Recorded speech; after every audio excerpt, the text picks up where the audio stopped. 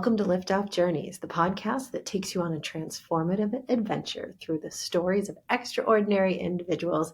I'm your host, Jeanniey Walden. And here he is, Alex Bennet. Alex, thanks so much for joining us on Liftoff Journeys. Thanks for having me. It's an honor to be here. I appreciate the opportunity. Yeah, absolutely. I was blown away by your story, and I can't wait for all of our listeners to hear how you started at a young age and progressed through the retail, hospitality industry into the creator of an incredible forum, which you have laid out so nicely there. I don't want to spill any of the secrets, so I'll let you tell your story. Okay, well, you know what? I started out in restaurants when I was 16 years old. My parents had bought a place, and I literally started washing dishes the night we took it over. And from there, by the time I was 19, I was kind of running the kitchen, started serving, 21, start bartending. I say by 25, I was that place. I was running that place. People called me if they needed anything for it. And then, long story short with it, my parents sold it to my in-laws. They became my former in-laws. And now I get along great with my ex. I have nothing bad to say about her. But that got me out of that business. And it was actually, one of the best things that could happen to me because it kind of consumed my 20s. And not only that, it kind of forced me to get out of my comfort zone, and I got to experience much more life. Ended up at a corporate restaurant. And in that time, I'd gone back to school because I really didn't know what I was going to do with myself and got my master's degree in secondary education with the certification to teach English. And that was 2010. And all of a sudden, the housing market collapsed. And I was one of 1,200 people applying for these different jobs. And I didn't have an in anywhere, so to speak. So my boss at the time, who's still one of my best friends, in fact, I work for him now at his own place. But he had said to me, "Hey, man, you want full-time hours? I'll give them to you." So I just kind of settled in and became a full-time professional bartender and started doing that. And honestly, it's funny how life works. Life works the way it's supposed to work if you let it happen. And that's kind of what happened to me. It was a great thing. I made great friends, got to know a diverse group of people, learned a lot about life from a variety of perspectives. And that kind of helped me grow as a person, really see things from a lot of different angles and learn how to take a step back and not get caught up in my own biases in life either, and, in the meantime, I'd always wanted to be a writer. I was a big reader. Obviously, I can teach English. And I thought to myself, well, if I can teach people how to write, I can apply those principles myself. And the inspiration hit me one day to write a book. And so I sat down and got at it. And it's actually a trilogy. It's historical fiction. I kind of play with the history of whiskey. I call it Bourbon and Pirates with a little Shakespearean flair. And what I do is I go back to 1743. At the time, it's the last true Scottish rebellion against the English rule, but that was a small part of a much larger war. And I have a young Scotswoman in America who wants to make whiskey, and she's kind of stumbling on the process of making bourbon. And at the same time, there's an Irish pirate. And every time she hears about an English ship that has a barrel of her Oakies aboard, she seizes it, she accuses the captain of smuggling, and she executes him. And you know how guys are. The more dangerous something is, the more we're going to want it. So as her legend grows, the stories cross the Atlantic and they reach an English pirate hunter. But I say at that point, if you want to find out what happens next, you got to read the book. Absolutely. And you said so much there that I absolutely have to unpack. So I'm taking it all the way back to the beginning. So you're a No teenager, problem. you're in the restaurant industry.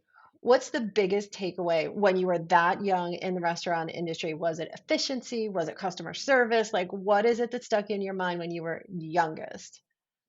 When I was the youngest, how hard it was, just how stressful it was. When you're washing dishes in a kitchen, man, they don't stop coming, especially in a busy place. And, people, it's not that they're inconsiderate, but it's the middle of the rush, man. And you don't have time, especially when you got things cooking. I say that pizza oven was unforgiving.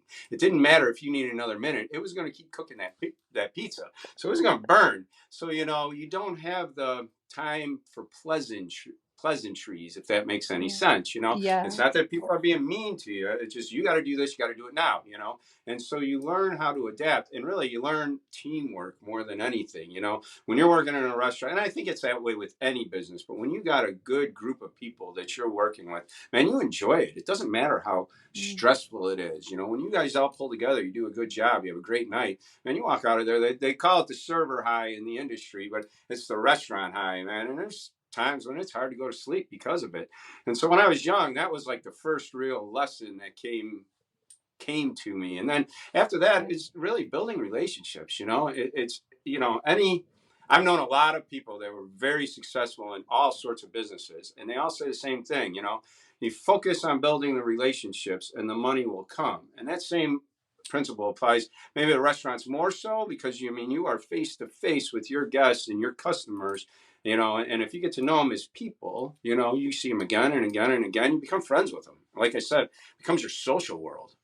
Yeah, yeah, no, I love that because it's really that's how you build a brand, you know. You have Right. something that's really authentic and that comes through every single time. People know what you're known for. So Yeah. I think that's great. And I love what your first learning was because, you're right, the pizza oven does not wait for you. And No. it reminds me when I was in college, I moved into an apartment. It was over a little grocery store. Next door was a little apartment over a pizza oven, and we all moved into college apparently during the day when the pizza oven wasn't on. We get this knock Oh, on the door just a few minutes later as the pizza oven turned on, and it got the kitchen floor so hot. The boys that moved in there, their shoes were melted to the floor. And wow. so Yeah. they had to come up with an alternative strategy for a kitchen on Friday and Saturday nights because Yeah. it was just way too hot to be in their kitchen. But, it's really so interesting to me. I think many of us, no matter what industry we're in today, started out in a restaurant field and had some time. And I do think you learn so much from it. And it really helps to build your future level of integrity and creativity and networking, like you said. So let's Absolutely. move on to going back to school. You get your master's degree in education and teaching secondary. My master's degree was in teaching, and I had thought until this conversation that I was the only human on the planet, that when I graduated, there were no open teaching jobs. And after Yeah. getting paid some de minimis amount of money to do substitute teaching, I finally moved into the business world and went to Yeah. JCPenney. But seems like your life took a turn there too. Do you think that your teaching education, and I'm a true believer of this, that what you learn when you go to school to be a teacher, the psychology classes, the communication classes, play such a key role in success for you as you grow up? It's almost like everyone should go to school to be a teacher because it will make them successful in whatever they do. Do you agree or disagree? Absolutely, 100%. People will ask me, do you regret doing it? Did you waste the time? Did you waste the money? And I say, no, man. All the lessons that I learned as a teacher, I apply to my life today. And I train. At the places I work, I'm kind of the trainer. I train a lot of I probably trained about 500 bartenders in my lifetime. But also, even when I'm working in the kitchen, I do a lot of the training there because when you teach, when you know how to teach, you apply those principles to everything else that you do, and you can teach whatever you know then. But I also believe that, part of becoming a teacher is becoming a learner. And you stay a lifelong learner. So it makes it easier when you go into an unfamiliar kind of area or context or whatever. It makes it easier to pick up on what you need to learn as quickly as you need to learn it to become better at what you're going to do then. And you still make mistakes, but I think you get over the mistakes because as a teacher, you got to be patient with your students as they learn. You got to let them, the learning process work for them. And so if they're not getting it, you try to figure out a different way to approach them. Well, I apply that same principle to myself. If I'm not getting it, okay, what do I got to do to change here? How do I got to approach it? And I become more patient with myself, which I think a lot of people need to do. I think that would help a lot of people in life, not just being patient with others, but being patient with yourself. Yeah, if you can figure out how to crack that, I think you're way ahead of the game for sure. For Yeah. sure. Yeah. So you moved from teaching, became a full-time bartender, got to ask your favorite drink. I made so many of them. I don't have a favorite drink. Like if you ask, I'm a beer guy. I like drinking beer, but I think when I get off of work, I've made enough drinks that I just like cracking open a bottle and sitting back and having a couple beers. I'll drink Yeah. vodka. I like muddle some blueberries and raspberries and do just some vodka water, something like that too. But honestly, I like to take it easy and make it easy on myself when I'm done with my shift. Now, my favorite drinks to make, that's always a hard question to answer because I say, it depends on if you think my drink's good. I can say I make a great martini, but if you say it's not very good, well, guess what? It's not very good. But I do get a lot of compliments on just my traditional martini. traditional Manhattan, old fashioned, stuff like that. And I think those are the keys. You know, it's like anything else. You learn the basics in anything, and then you branch out from there. So if you have those basic drinks down, the standard cocktails, so to speak, then you can learn anything. And and then you get kind of the touch, you get the feel, and all your drinks end up becoming pretty good after a while. Yeah, yeah. Well, I just recently had something gingerbread. It was some kind of gingerbread alcohol, and it was quite tasty. But Yeah.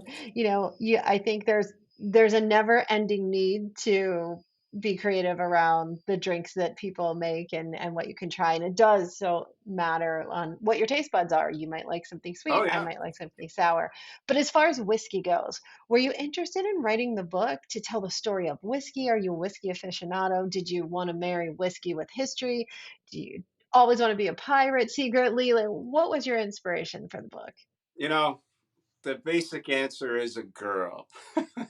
but but it was more, um, a friend of mine, I worked with her, she was a bartender, and she really encouraged me to write, and you need those sort of people in your life to inspire you. And she was very adamant that, I'm I'd written some short stories that she had read, and she was adamant that, hey man, you're wasting your time and you're wasting your talent. You got a real talent with this. So, and I had other people that influenced me too, but she was a whiskey drinker, and one day I told her she'd make a good pirate, basically. And the inspiration just sort of hit me. I knew the history of bourbon. Bourbon, whiskey's been around for about 800 years in Britain. And whiskey's grain alcohol. Barley's the native grain to Britain. And that's why the Scots and the Irish started making whiskey out of barley way back when. Now, during the age of exploration, everywhere they went, they'd find a native grain. They'd start making whiskey out of it. So when they get to America, corn's native to America. And that's why they started making whiskey out of corn. And that was the first step in making bourbon. The second step came about when, at the time, everything was shipped in wooden barrels. But that was only so one man could roll it. It had nothing to do with the aging process because they didn't age it because you couldn't trust water.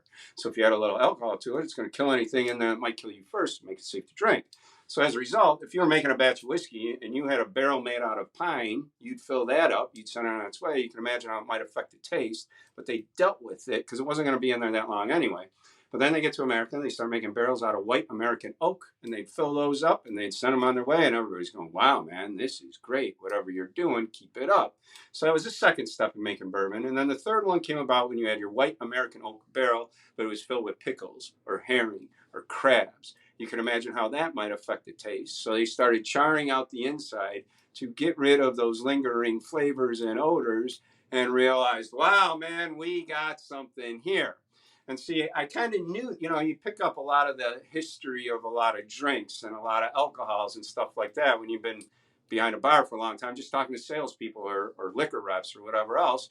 And so I kind of knew all that. And when you write a book, you kind of sit down and you grab it from here and you grab it from here. And all of a sudden, the story just kind of starts coming together. And, the pirates, because so bourbon's history starts at 1785, but by that point it was already a thing. You'd kind of come up with a barrel, I came up with the corn, somebody else came up with charring it out. We kind of compared the notes, so I knew I could play with it. And the golden age of piracy was 1720s, but the Scottish Rebellion was 1743. So I kind of, there was still enough pirates around that I could blend that together, and the story just kind of comes from there. I give a lot of writing advice. If you sit down at the bar, you're going to know I wrote a book. And a lot of people will say to me, oh man, I want to write a book. I want to write a book. And I say, when you got this story and it's ready to come out, it'll come out, man. You're going to sit down and you're going to get at it. And that's just sort of how it happened, to be honest with you. I would say the universe just came together for me more than anything. Well, and it seems like that is a string throughout your life, is you've just gone where the universe has directed you to go, and you haven't stressed out too much about it, maybe a little bit at the time, but it's always turned Oh, yeah, into an even better opportunity with each new opportunity that's come about. absolutely. And I always tell everybody, don't fight it. Let it take you where it's going to go, because you're going to go there anyway. And the harder you fight it, the more it's going to beat you up to get there. So. Yeah, yeah. Well, and you think about the younger generations of today that are just growing up and they're entering this crazy economy and this like crazy political climate and everything about the weather and supply chain and everything is kind of Mhm. sideways and there's no certainty in anything. What kind of advice would you give somebody that's growing up and wanting to start their career? Do you think they can make mistakes or do you think they should choose whatever they want because you can't make a mistake? It's funny you ask me that because I just gave this sort of advice to my nephew who wants to be a stand-up comedian. And I told him, now's the time, man. Chase it. Chase whatever dream you have, no matter how crazy it seems, because everything's crazy. It's not like you're just going to fall into a career and start working. If you want to write a book, or you want to start a business, or you want to be a comedian, man, do it. Do it while you're young. Do it while you don't have kids. While you don't have responsibilities that are going to hold you and force you into, settling down and having to make a certain amount of money to pay a certain amount of bills and feed people. So my advice to everybody, man, any young person that you're coming out, do whatever your dream is. Chase your dreams, because if you're successful at it, um, in 10 years, everything else will kind of work itself out. One of the things I tell people too is, if you know your priorities in life, once you know your priorities in life, everything else will work itself out from there. So if you have your priorities and you're pursuing those, and those are in line, you don't have to worry about anything. It might be stressed, and there might be days where you wake up going, oh my God, what am I doing? But it's going to work itself out. It's just, because you're pursuing the right things. Yeah, it's so inspirational. Everything that you're saying just makes me just want to go out there and try anything that I haven't tried yet. And I've tried a lot of things. So let's talk about the book again. It's a trilogy. Have you written all It's really three, or have you just written the first one? No, I've written all three, at least the rough drafts for all three. Now, the first one I published back in March. You can get it on Amazon, Barnes and Noble, or the Exhibitor's website. That's the publisher's website. I always say too, if you're stopping at the bar, I'll be happy to sell you a copy across the bar, and I'll sign it right then for you too. But no, I actually wrote all three of them before I published the first one, because I always say, when you write historical fiction, you don't know what you don't know. And there's a lot of things that we take for granted today that didn't exist back then. And a good example I can give you is words. The word shot. I wrote the whole first book with the idea of, my characters, I'll pour you a shot, or I'll buy a shot, or let's do a shot. And then I had this kid come popping into the bar one day, and he goes, hey, I heard the origin of the term shot. Do you know what it is? And I looked at him and I thought, I didn't know there was an origin to the term shot. Oh, no. And essentially there's two of them. The first one goes to England, where a shot of alcohol is an ounce and a half, or an ounce in England, I'm sorry. But in America, it's an ounce and a half. And so they say, if you're in England and you want the extra little shot, you better throw your bartender an extra little shot. So it refers to tipping. The second one goes to the American West, where cowboys didn't carry money, but they carried bullets. And a shot of whiskey was 12 cents, a 45 caliber round was 12 cents, so it was a barter system. I'll trade you a shot for a shot. The problem with both of them is they're about 100 years after my book, so my characters wouldn't have a frame of reference for the use of the term shot that way. So I literally had to go through and rewrite the whole first book, and I thought, man, I better write everything. I better write all three of them, run into any issues I run into, create the characters I need to create. One of the things I hate as a reader is when I'm reading a book and I get to the end and Superman shows up to save the day, and you go, where did that character even come from? Do you know what I mean? Right. So I thought, if there's somebody that's going to be important in book three, I better at least reference them in book one and introduce them in book two. So that way, when book three comes about, you go, okay, man, this makes sense that this character is here. So yeah, that's what I did. And the question I get asked a lot is, how long did it take? And it took about 10 years from the time I sat down to the time I published the first book. Now, I am working on the second one. I'm in the editing process. I'm hoping to have that one out by May, April next year. That's fantastic. And you completely just solved a mystery that my husband and I had experienced when we were in Europe most recently, and he ordered a shot, and it was so small. And we Yeah, couldn't understand why. yeah, We just that's thought the why. bartender didn't like us. But now you've Yeah, answered probably one of the bigger questions that people that, are not worldly enough to know that have always been wondering. So that's yeah. pretty funny. So does the first book leave you on a cliffhanger to the second book? Does the second book pick up? Are you dropping in cliffhangers like the end of TV shows and series? Well, yeah, I would like to think that if you get to the end of the first book, you go, I want to see what happens with the next book, and I think as an author, you have to do that. I think it was the guy who wrote, why am I drawing a blank on his name? James Bond series, Ian Fleming. he had said writing a bestseller is no problem. You just got to make the reader want to turn the page. And so, yeah, at the end of the first book, I leave a lot of clues in there, and I've had a lot of people that have read it and come up to me and said, "What about this or what about that?" And I say, "Well, you're a very keen reader. You paid attention in English class," and they've told me that, "Oh man, I can't wait for the second one to come out."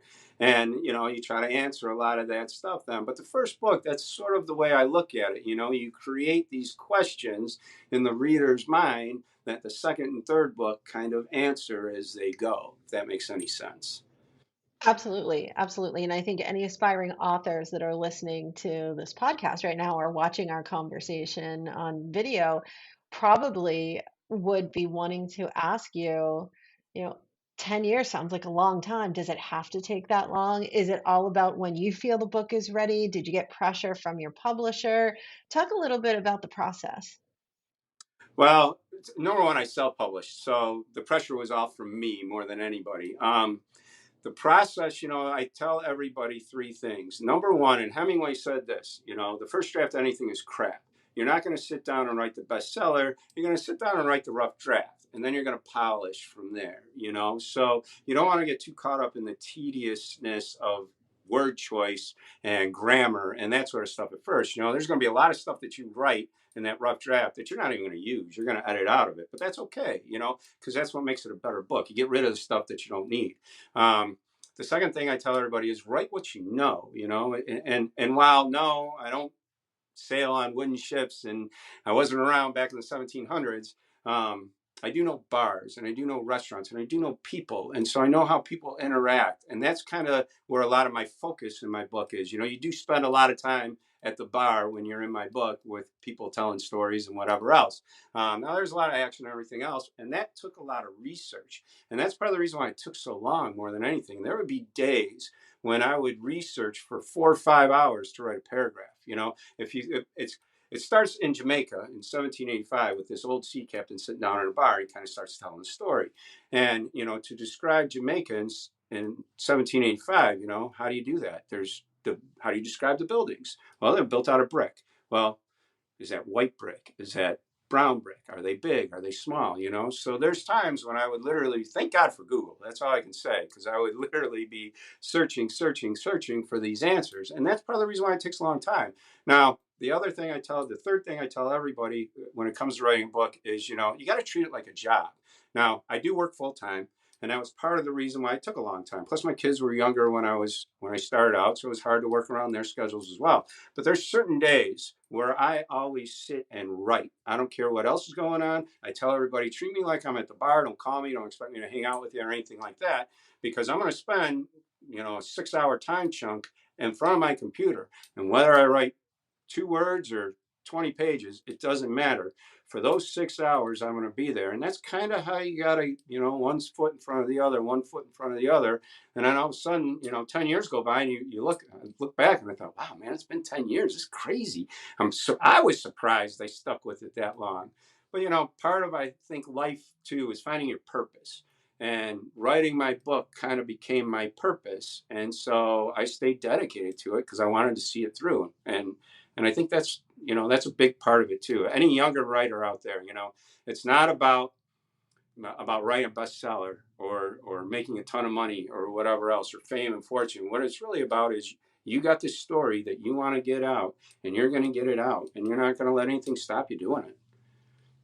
Well, Alex, you are just taking life by its horns and just having the best adventure that you possibly can, from restaurateur to bartender to teacher to author to captivating everybody and helping them be courageous and not be afraid to take risks. It's so inspiring to talk to you. Thank you so much. Oh, Tell thank you. everybody one more time, where can they get the book?